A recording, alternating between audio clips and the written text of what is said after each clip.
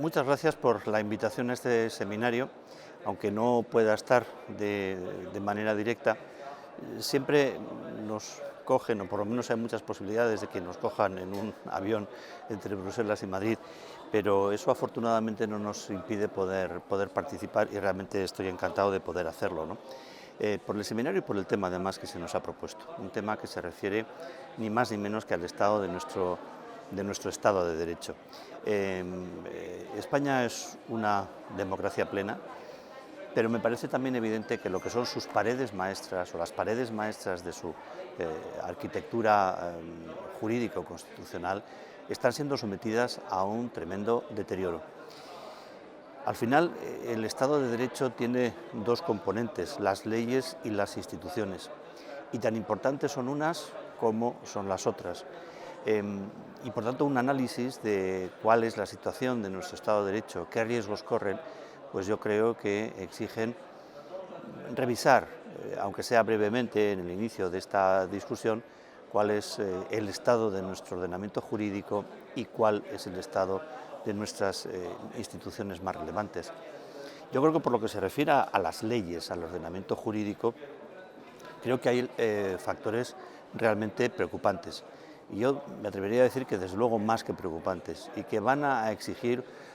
un claro compromiso para revertir el deterioro que se está produciendo en este tiempo. Creo que hay, en primer lugar, un evidente abuso del decreto ley. Y no solamente en la pandemia. Esto ya viene de atrás y hay que acordarse de lo que fue el primer año del gobierno socialista en la breve legislatura anterior. Se está abusando del decreto ley tanto en lo que es la apreciación de las condiciones que legitiman al gobierno para poder aprobarlo, como en sus contenidos, y de hecho ya tenemos la confirmación de ese abuso declarado por quien pueda hacerlo, por el Tribunal Constitucional, establecer que se han introducido contenidos que desde luego no responden a lo que el decreto ley para lo que el decreto ley estaba pensado. En segundo lugar, creo que se ha producido un abuso en la legislación de excepción con motivo de la pandemia. Y esto realmente es grave porque está instalando a muchas democracias europeas en una especie de momento jovesiano en el que la protección de la salud, que es un bien y una finalidad que todos compartimos y defendemos, se está convirtiendo en una coartada para que los gobiernos, de una manera excesivamente alegre, puedan limitar, sin guardar muchas veces las formas, las libertades y los derechos fundamentales. En este mismo momento estamos asistiendo a una discusión importante en el seno del Tribunal Constitucional sobre la constitucionalidad del confinamiento en base a la declaración del estado de alarma y si por tanto el estado de alarma constituye una base jurídica suficiente para una afectación tan radical de un derecho fundamental. Pero tenemos también problemas serios de inseguridad jurídica, que no vienen tanto por la forma en la que los tribunales aplican la ley, sino por la forma en la que se legisla, una forma desordenada, una forma muchas veces contradictoria, una forma que hace referencia a la calidad de la legislación, pero que tiene una repercusión directa sobre cómo esa legislación está vigente y sobre las decisiones y las obligaciones que los ciudadanos, las empresas, todos los actores sociales tienen que asumir. Y creo que esta situación está agravada por la tendencia de este gobierno a la aprobación de leyes con un alto contenido ideológico, que incluyen dentro de ese contenido ideológico recortes, condicionamientos, en muchos casos ilegítimos, a lo que es la libertad de expresión. La legislación, la capacidad de legislar en una democracia no puede alcanzar al adoctrinamiento o al establecimiento de un pensamiento único, mucho menos cuando eso se refiere a acontecimientos históricos, cuando se refiere a las experiencias de la propia identidad cuando eso que forma parte del debate de una sociedad democrática y pluralista, nos gusten más o menos las opiniones que estamos expresando, es un activo esencial, que, insisto, afecta a la libertad de expresión, pero es que afecta también a la libertad de investigación, a la libertad de información. Y yo creo que esta tendencia ideologizada, sectaria y dogmática del Gobierno llevada a la legislación es una gravísima amenaza. Por otra parte, si entramos en lo que es el análisis de cuál es el estado de nuestras instituciones, veríamos que también aquí se ha producido un debilitamiento, un desgaste, porque quien debería protegerlas con demasiada frecuencia se pone a la cabeza de su deterioro. No me extenderé en cuál es el tratamiento que desde este Gobierno se ha dado a la corona, la forma en la que se ha injuriado a la corona como institución, los desplantes y el descrédito en que se ha querido situar a la corona y la forma en la que precisamente esos ataques a la corona ha formado parte de la agenda, en este caso de un reencuentro solamente partidista, solamente sectario entre el Partido Socialista, Podemos, y sus socios de mayoría, representantes del independentismo catalán. ¿Qué podemos decir precisamente desde Bruselas del Consejo General del Poder Judicial, donde no solamente es que no se haya producido una reforma, sino lo que se ha intentado ha sido su destrucción, en un sentido absolutamente contrario a lo que las instituciones europeas han establecido?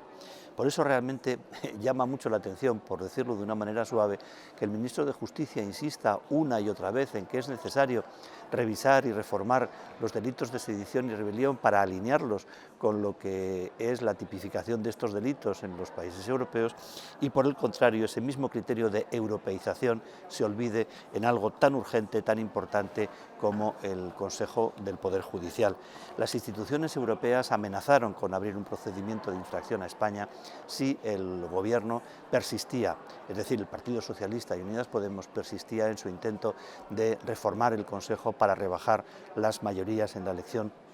de sus miembros. Y esta es una advertencia, desde luego, tremendamente dura. Nunca España había sido advertida de un procedimiento de infracción por un atentado a los principios y valores democráticos de la Unión. No creo que la situación pueda ser mucho mejor en los tribunales, donde se sigue condicionando y se quiere condicionar su independencia por múltiples vías: la presión a través de declaraciones y medios de comunicación, la descalificación y la deslegitimación de ciertos jueces por el hecho de llevar determinados procedimientos que puedan resultar incómodos, la falta de respeto a ese principio de no injerencia en las resoluciones judiciales que hemos visto a través de indultos, que pueden responder a una potestad legal, pero el hecho de que el Gobierno tenga una potestad en su mano no significa que su ejercicio se tenga que ajustar por definición a la legalidad. Por tanto, se pueden naturalmente impugnar desde el punto de vista argumental, en este caso, los indultos como una